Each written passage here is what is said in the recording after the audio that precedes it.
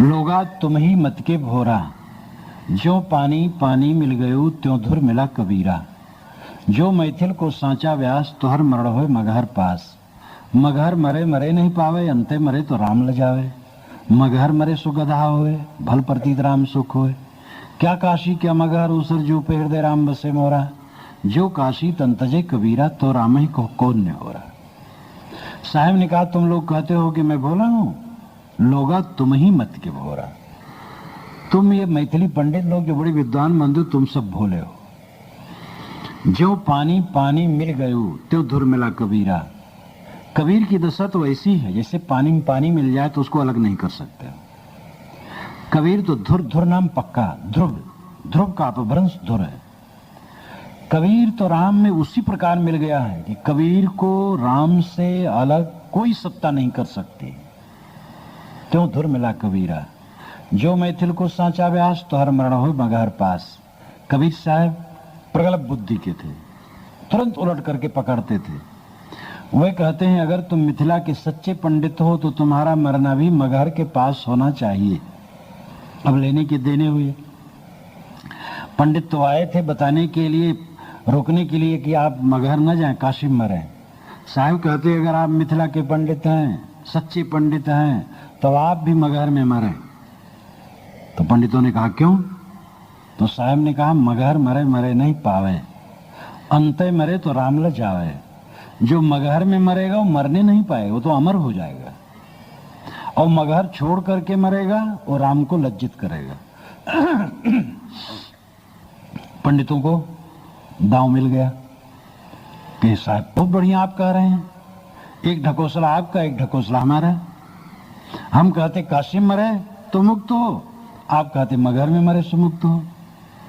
लेकिन कबीर कच्चे धागे से नहीं बने थे, उलट करके पकड़ना वो जानते थे और शब्द शैली ऐसी जानते थे। उल्टवासियां जगत में प्रसिद्ध है उनकी। कब दुनिया में जितने कवि हुए होंगे शायद कबीर जितनी उल्टवासी किसी ने नहीं कही होगी। मगहर मरे मरे नहीं पावे, अंते मरे तो राम ले जाओ। जो मगहर में मरेगा वो मुक्त हो जाएगा, और मगहर छोड़ के मरेगा वो राम को लज्जित करेगा।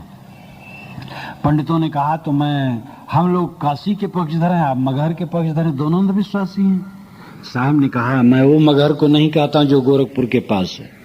मगहर, मग रास्ता, हर ज्ञान, मगहर ज्ञान मार्ग। जो ज्ञान मार्ग में मरेगा, ज्ञान की स्थिति में स्थित होकर के मरेगा, वो मरे नहीं पावे, वो अमृत पाएगा। अंते मरे तो राम ल जावे। ये ज्ञान मार्ग को छोड़कर काशी, मगहर, अयोध्या, प्रयाग कहीं भी मरेगा तो राम को लज्जित करता है, वो राम को नहीं समझता है। जो राम को समझेगा, राम में लीन होगा, वो मगहर काशी मगहर से जाएगा और काशी के लिए वो मनौती करेगा। बताइए पंडित जी, मगहर बड़ा है, काशी बड़ा है कि राम बड़ा है? अब पंडित क्या कह सकते हैं? साहब ने कहा, राम बड़ा, मगहर काशी नहीं बड़ा है। मगहर मरे सो गधा हुए, भल प्रतीत राम सुख हो। जो मगहर में मरेगा गधा हो जाएगा। इसका मतलब राम में आपको कुछ विश्वास नहीं, खाली पंडित आप कहलाते हो, लेबल लगाए हो पंडित का। मगहर मरे सो गधा हो, भल प्रतीत राम सुख हो। क्या काशी क्या मगहर उसर जो पे हृदय राम बसे मोरा। अगर मेरी हृदय में राम की स्थित है तो काशी हो, मगहर हो, उसर जमीन हो, कहीं हो। इसलिए जो काशी तन तजे कबीरा, तो राम ही को कौन नहीं हो रहा।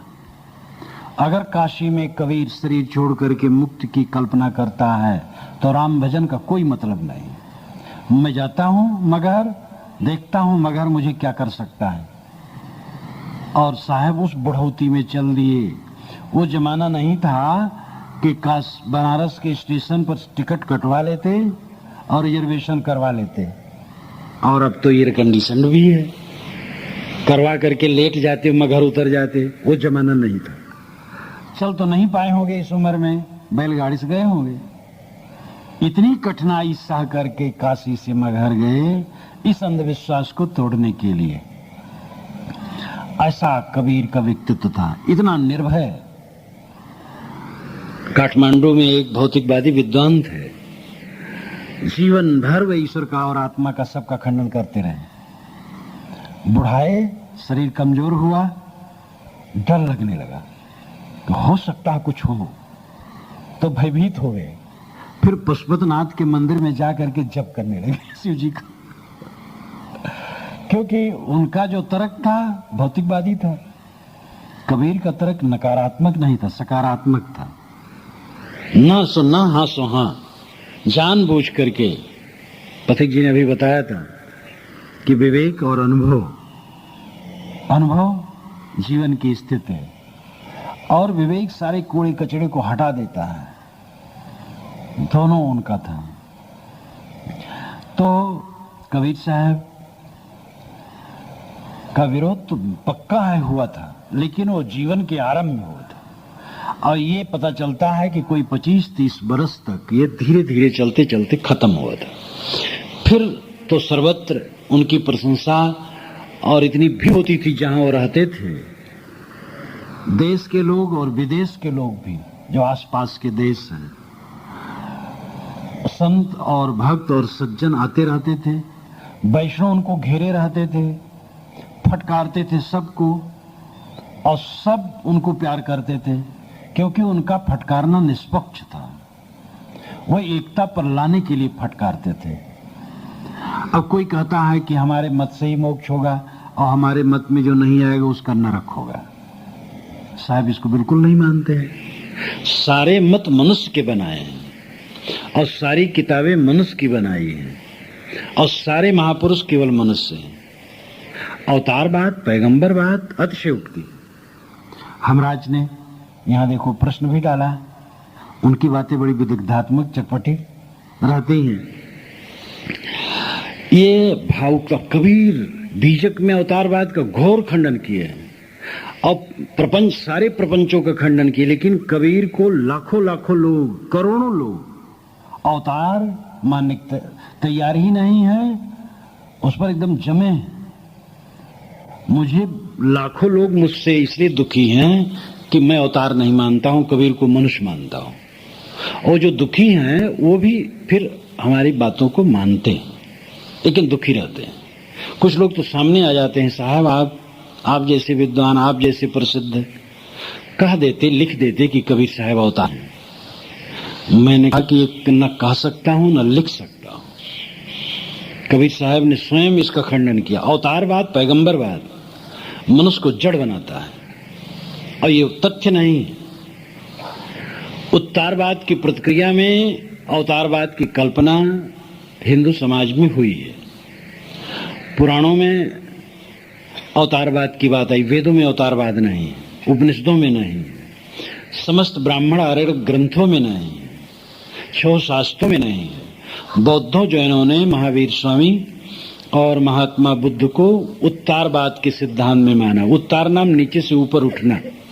बुद्ध महावीर साधारण जीव थे, और वह कसाय विकार को छोड़ते छोड़ते नीचे से ऊपर उठ गए। अब उनकी पूजा सत्कार सब होने लगा, मूर्ति बनी, मंदिर बने, भीड़ होने लगी। पंडितों ने भी कल्पना की कि तुम्हारे यहाँ तो साधारण जीव ऊपर उठा, हमारे यहाँ तो परब्रह्म परमात्मा ऊपर से नीचे उतर आया, तो अवतार कहाँ? तो उत्तारवाद की प्रतिक्रिया में अवतारवाद की कल्पना हुई। लेकिन अवतार जो न माने उसको बुरा नहीं कहा गया। जब अवतारवाद की स्थापना हुई, जब यहाँ ईसाई आए और मुसलमान आए, तो ईसाई कहते थे जो ईसा ईश्वर का पुत्र है, जो उसको नहीं मानता स्वर्ग में नहीं जाएगा, और उल्टा पलटा भी कहते थे। मुसलमान कहते थे कि जो मोहम्मद को नहीं मानेगा पैगंबर, वो नरक में जाएगा। उसका प्रभाव भक्त कवियों पर पड़ा, तो ये भी कहने लग गए कि जो हमारे अवतार को नहीं मानेगा वो बिना सिंह पूंछ का पशु है, ये है वो है। शुरू हो गया। तो अवतारवाद की कल्पना ही वैदिक नहीं है और भारतीय मूल में नहीं है। एक बात और ध्यान दीजिए, भारतीय परंपरा की उपासना आत्म केंद्रित है, व्यक्ति केंद्रित नहीं है। सामी परंपरा की उपासना व्यक्ति केंद्रित है, लेकिन वहां भी आत्म केंद्रित हुआ, परंतु व्यापक रूप में व्यक्ति केंद्रित है। मूसा को न कोई माने तो यहूदियों के ख्याल से उसका स्वर्ग कदापि नहीं। ईसा को कोई न माने तो ईसाइयों के ख्याल से उसका स्वर्ग नहीं हो सकता। हजरत मोहम्मद को न माने कोई पैगंबर तो उसका भी स्वर्ग नहीं हो सकता, नरक होगा। लेकिन वैदिक साहित्य या पूरी भारतीय परंपरा में शास्त्रों में देखो किसी व्यक्ति को मानने की बात नहीं है, आत्मा का ज्ञान होना चाहिए। वेद शास्त्र उपनिषद के ऋषि पूज्य हैं, लेकिन हमारी उपासना के केंद्र में नहीं। जमदग्नि, विश्वामित्र, वशिष्ठ, शोभरी, सैकड़ों ऋषवेद ऋचाओं के रचयिता हैं, वो हमारी उपासना के केंद्र में नहीं है, आदरणीय है बस। रामकृष्ण की कल्पना तो बहुत पीछे हुई। तो व्यक्ति केंद्रित उपासना यहां नहीं है, आत्म केंद्रित उपासना है। सामी परंपरा में, यानी सामी परंपरा यहूदी ईसाई इस्लामी माने जाते हैं। नूह नाम के महान पुरुष हुए हैं, बाइबल में उनकी कथा है। नूह के 3 पुत्र हुए हैं, साम, हेम, एपेद। साम बड़े थे। साम के वंशज यहूदी ईसाई इस्लामी हैं, इसलिए इनको सामी परंपरा कहा जाता है।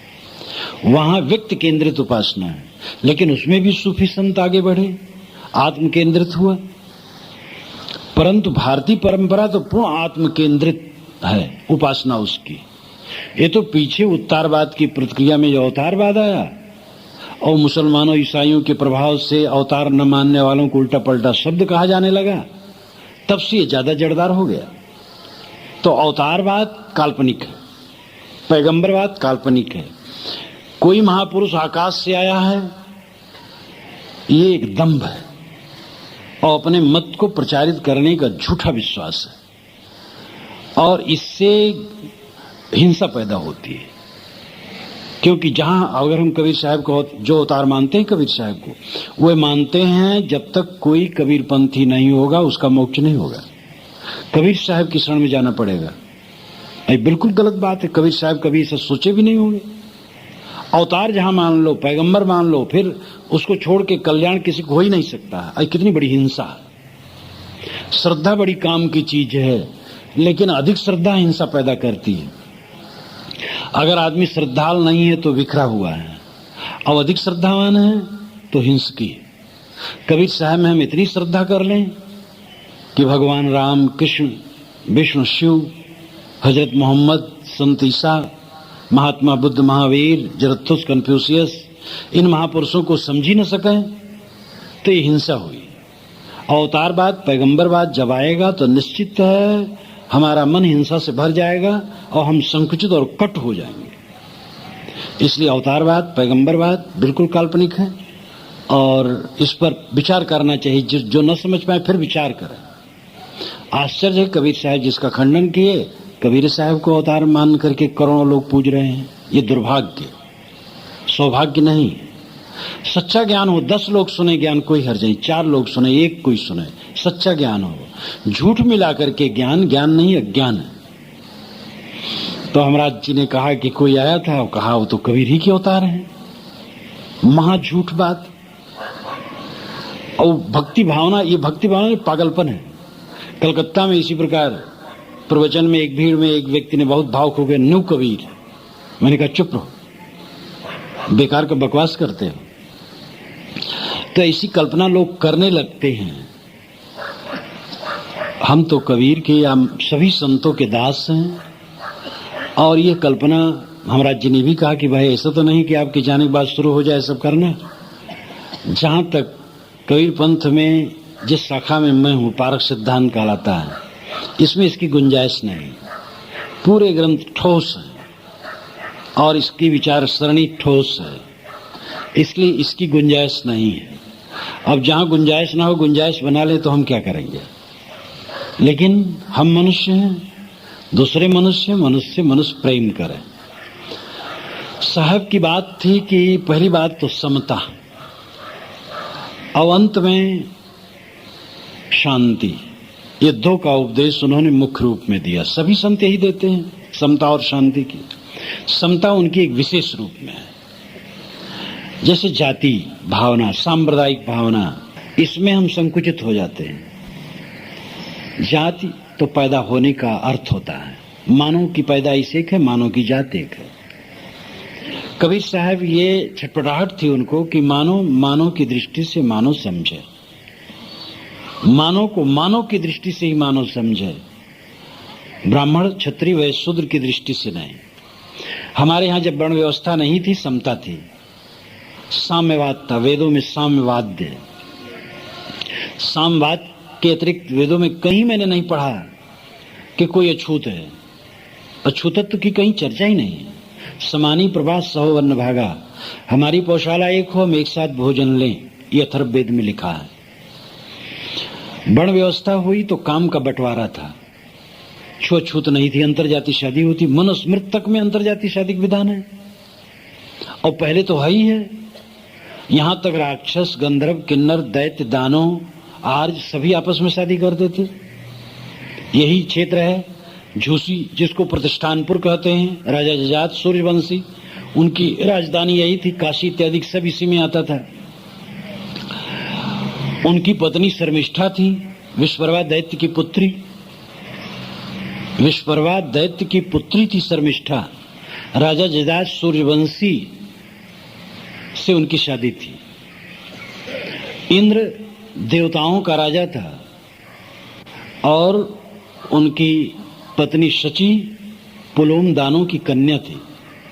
लोग कहते दानव दैत्य काले कलूटे बेढंगे 10, 20, 50 हाथ के और 1-2 फीट के दांत, और क्या क्या बकवास।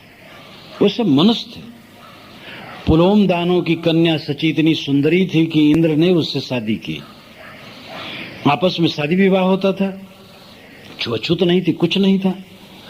ये जात वर्ण व्यवस्था बनी, फिर धीरे धीरे अहंकार बढ़ा। अहंकार बढ़ते बढ़ते भयंकर नासुर हो गया। बिहार में कुछ यादव लोग पुरोहिताई करते हैं, ब्राह्मणों को बहिष्कार करते हैं और कहते हैं कि हम यादव क्यों नहीं पुरोहित बने, तो पुरोहित बनते हैं। बहुत अच्छा, कोई बात नहीं। अब क्या हुआ कि पुरोहित जो यादव है वो पुरोहित यादव में शादी करना शुरू किया, जो पुरोहिताई नहीं करता उस यादव से नहीं। मैंने कहा फिर वर्ण व्यवस्था बन करके रहेगी। तो हर जगह रोग शुरू हो जाता, हम अपने को बड़ा मानने लगते हैं। वर्ण व्यवस्था पहले काम का बंटवारा रहा, लेकिन आगे चल करके हम हीनत्व की भावना ऐसी बढ़ी। ये तो हिंदू समाज में बहुत बड़ी विशेषता है, उसकी उदारता। इससे वो अभी भी जीवित है। यही भर न होती तो हिंदू समाज मिट करके चिन्ह भी इतिहास में लिखा जाता और कुछ रहता न।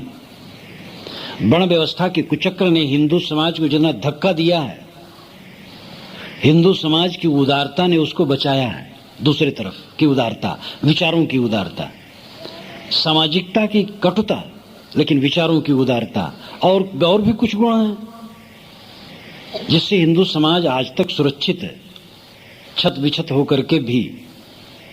वर्ण व्यवस्था के कुचक्र ने हिंदू समाज का बहुत नुकसान किया है।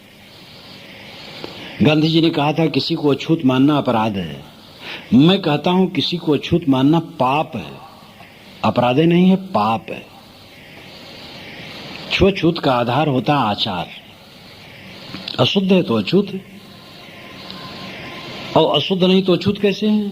जन्म से कौन अछूत है? जन्म से कोई परंपरा ऊंची है और कोई परंपरा नीची है, इस मान्यता के समान पाप कुछ नहीं। इस मान्यता को दिल से निकालना होगा, तभी हिंदू समाज का कल्याण है, मनुष्य समाज का कल्याण है, मानवता का कल्याण है। इसलिए मानो को मानो की दृष्टि से मानो देखे। एक त्वचा हाड़ मल मूत्रा, एक रुद्री एक गूदा, एक बुंद से सृष्टि रची है, को ब्राह्मण को शूद्रा। रजोगुण ब्रह्मा, तमोगुण शंकर, सतोगुणी हरि होई। कहें कबीर राम रम रही है, हिंदू तुरुक न कोई। एक ही लपेट में सब खा जाते साहब। न हिंदू है कोई, न मुसलमान है, न ब्राह्मण है, न शूद्र है, सब मनुष्य है। तो समता वे चाहते थे, मनुष्य में समता। पेरियर को लोग उत्तर वाले गाली देते हैं, जो जानते हैं, ज्यादा तो जानते नहीं हैं।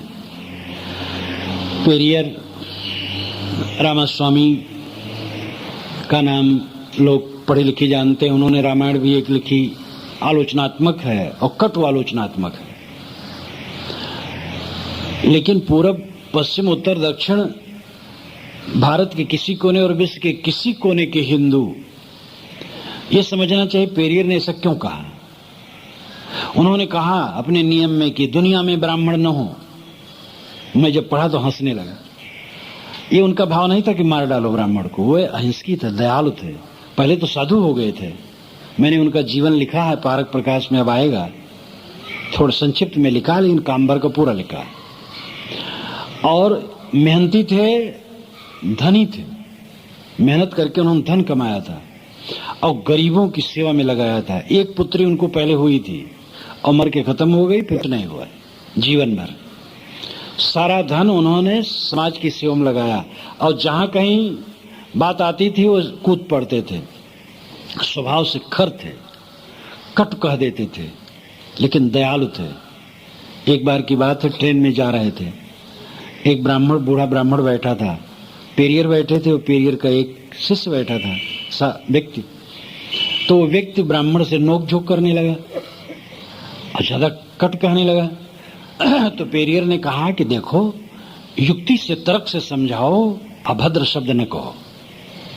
तो उस बूढ़े ब्राह्मण ने कहा, महाशय इनको आप नहीं समझा सकते, जानते हैं कि इनके अनुगामी है, पेरियर के अनुगामी है। और नहीं जानता था पेरियर यही है। तो पेरियर उठ पड़े वहां से, ट्रेन में थोड़ा घूमते घूमते दूसरी तरफ चले गए 4 मिनट के लिए। तो उस युवक ने कहा कि जिसको आप कहें हैं, जो मुझे समझा रहे थे, खुद पेरियर हैं। और वो बेचारा ब्राह्मण बहुत घबराया। जब पेरियर आए तो ब्राह्मण हाथ जोड़ के खड़ा हो गया, कहा मुझसे बड़ा अपराध हुआ है। उन्होंने कहा कोई बात नहीं। तो खींचते थे, वे कट कहते थे, लेकिन उनका हृदय कोमल था। क्यों कहते थे? मानव मात्र को एक चाहते थे। एक बार तो एक मंदिर और उसी मंदिर के किनारे से रास्ता था, उस रास्ते पर अमुक हिंदू समाज नहीं चल सकता था, अमुक हिंदू जाति। उसके लिए घोर संघर्ष किया। फिर महात्मा गांधी भी गए, फिर ट्रावणकोर के रानी ने खोल दिया सबके लिए। ऐसा हिंदू समाज जो अपने हिंदू भाई को मंदिर में प्रवेश तो दूर, मंदिर के किनारे न जाने दे, वो हिंदू समाज जीने लायक है? ये तो जीता है, ये सौभाग्य है, इसमें और गुण भी हैं, दोषे मात्र नहीं, इसलिए जी रहा है। लेकिन ये दोष सबसे भयंकर है कि हिंदू अपने भाई को भाई नहीं समझता है। वेद हिंदू ब्राह्मण पढ़ सकते, शूद्र नहीं पढ़ सकते। और शूद्र जिनको आप कहते हैं, उनके बनाए मंत्र वेदों में हैं। कक्षीवान शूद्र थे और उनके बहुत से मंत्र वेद में हैं। अपाला घोषा स्त्रियां थी और उनके बनाए मंत्र थे, वो वेद नहीं पढ़ सकती स्त्रियां। तिवारी वेद पढ़ सकते, तिवराइन नहीं पढ़ सकती। ये ब्राह्मणवाद है। ये ब्राह्मणवाद विनाश करेगा कि रखेगा? तो इसलिए जो वर्ण व्यवस्था के नाम पर पीछे विकृति हुई है और एक वर्ग को घोर अहंकार के हम जन्म से बड़े हैं और एक वर्ग को इतना नीचा दिखाया गया, ऐसा बैठा दिया गया उनके मन में कि तुम जन्म से नीच हो, ये महापाप किया गया। मुझे अभी भी याद है, जहां शरीर का जन्म हुआ है, शुरू से ही कुछ ऐसी भावना थी तो कुछ ऐसे लोग आवे, उनके लिए तिपाई दूं। 3 पैर के स्टूल बने रहे छोटे छोटे, बैठ जाओ चाचा, बैठ जाओ भैया। नहीं भैया, हम इस पर बैठने लायक नहीं है भैया। अरे तुम बैठो, तुम बैठने लायक हो। उनके मन को इतना कुचल दिया गया है कि वे नहीं समझते हैं कि हम बैठ सकते हैं सबके सामने। अपने भाई को ऐसा कोई कर दे तो क्या बड़ा समझदार है? हम 4 भाई हों और 3 भाई को कहें तुम मूर्ख हो, तुम हमारे सामने नहीं बैठ सकते हो, तुम कोई विकास का काम नहीं कर सकते हो, सब प्रतिबंध लगा दें, तो अपने तो कमजोर किए। और 4 भाई को छूट हो, सभी पढ़े लिखे, जितना जिसमें गुण होगा विकसित होगा, तो वो घर पनपेगा। हिंदू समाज ने दुर्भाग्यपूर्ण ये काम किया, इसके पुरोहित वर्ग ने एक दुर्भाग्यपूर्ण काम किया कि अपने भाइयों को, जो कि 70-75% लोग थे और हैं, उनके पैर को बांध दिया। वे पढ़ नहीं सकते, वेद तो पढ़ो, भाषा भी नहीं पढ़ सकते। ये तो धीरे धीरे विकास हुआ है। मुस्लिम जमाने में कुछ हुआ, अंग्रेज जमाने में कुछ हुआ, भारत जब से आजाद हुआ तब से एकदम हुआ। कबीर साहब जो चाहते थे वो आज कानून बन गया है। कबीर साहब सर्वत्र सफल दिखाई देते हैं। आज चाहे दिल्ली हो और चाहे प्रांतों में, विधानसभाओं में, जो संकुचित दिल वाले बैठे हों, वे भी कबीर के विचारों के अनुसार कानून बनाने के लिए बाध्य हैं। चाहे उनका दिल संकुचित हो, पुराणपंथी हो। जैसे मनवादी लोग कहते हैं, मनवादी तो एक राजनीतिक भाषा आ गई है, मनवादी इसको समझ लो। लेकिन मनवादी हो, वे भी कबीर साहब के विचारों के अनुसार कानून बनाने के लिए बाध्य हैं। कबीर साहब जो चाहते थे, आज वर्ण व्यवस्था कहाँ है? वर्ण के नाते कहाँ ब्राह्मण को कोई वरीयता मिलती, बल्कि जो निम्न कहे जाने वाले उनको वरीयता मिल रही है। छुआछूत की बात कहाँ है? कोई कह दे अछूत किसी को, जल जाएगा। कानून से वर्ण व्यवस्था खत्म हो गई है, ऊंच नीच की भावना खत्म हो गई है, और मन से भी खत्म हो रहा है। ये शुभ है। ये राजनेता लोग पन पाते हैं अपने स्वार्थ के लिए, कहीं सांप्रदायिक आग लगाएंगे, कहीं जाति आग लगाएंगे, लेकिन ये सफल नहीं होंगे। इसमें इतिहास आगे बढ़ता, पीछे नहीं लौटता है। आगे बढ़ेगा, समता आएगी, एक दूसरे को समझेंगे। कबीर का नाम लिया जाए चाहे न लिया जाए, कबीर के विचार सर्वत्र सफल होते जा रहे हैं। जो मानवीय समता को बारंबार कहे थे, वह आज सब तरफ फलित हो रहा है। अब विषाक्त तत्व उसको उभाड़ करके खराब करना चाहता है, लेकिन वो मरेगा वो तत्व। आत्मा अंदर में परमात्मा खोजो, यह स्वर भी खूब गूंज रही है। अब वैज्ञानिक विचार इसमें सहायक हो रहे हैं। दिन जितने बीत रहे, जितना आजकल कबीर साहब का प्रचार है, पहले कहाँ था उनकी वाणियों का? जितना पढ़ाया जाता है विश्वविद्यालयों में, वैसा पहले नहीं पढ़ाया जाता था। जितना पंथ के रूप में प्रचार है, वैसा भी नहीं था। और पंथ के प्रचार से उनका तो संत रूप में जितना प्रचार है, हर पंथ के लोग उनकी प्रशंसा करते हैं।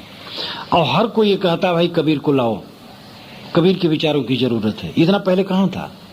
प्रशंसा थी, लोग कहते थे, इतना नहीं था। विदेश में तो बहुत कम था।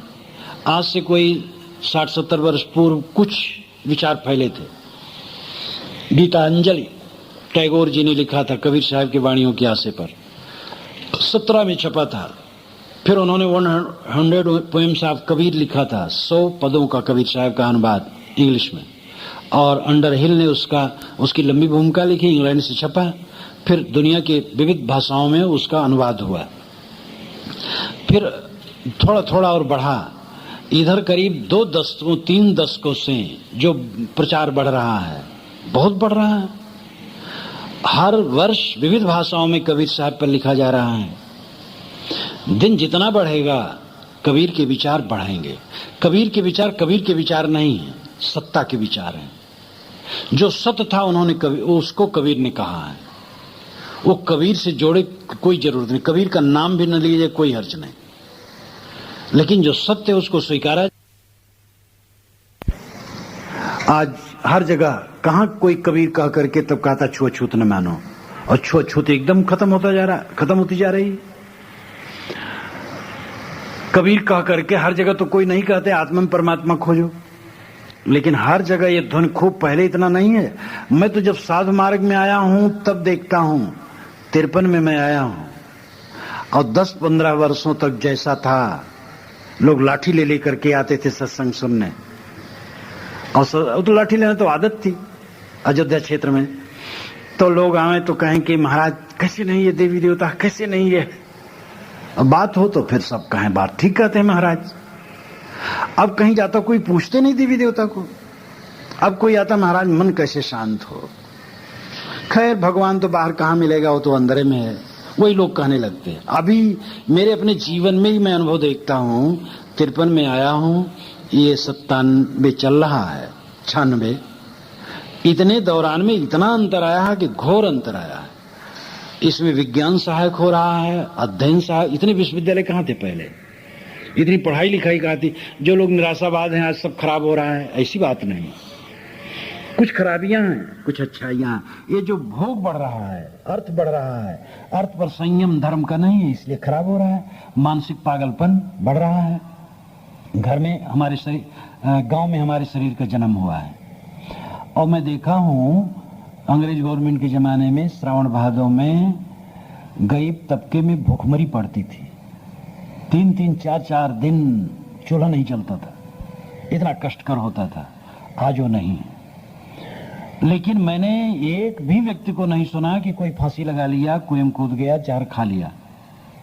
अब आज शहर में प्रीतम नगर कॉलोनी में है, यहाँ सब का बंगला बना हुआ है, नहीं जिसके कार तो कम लोगों के हैं, लेकिन स्कूटर तो बहुत लोगों के, सबके करीब करीब है।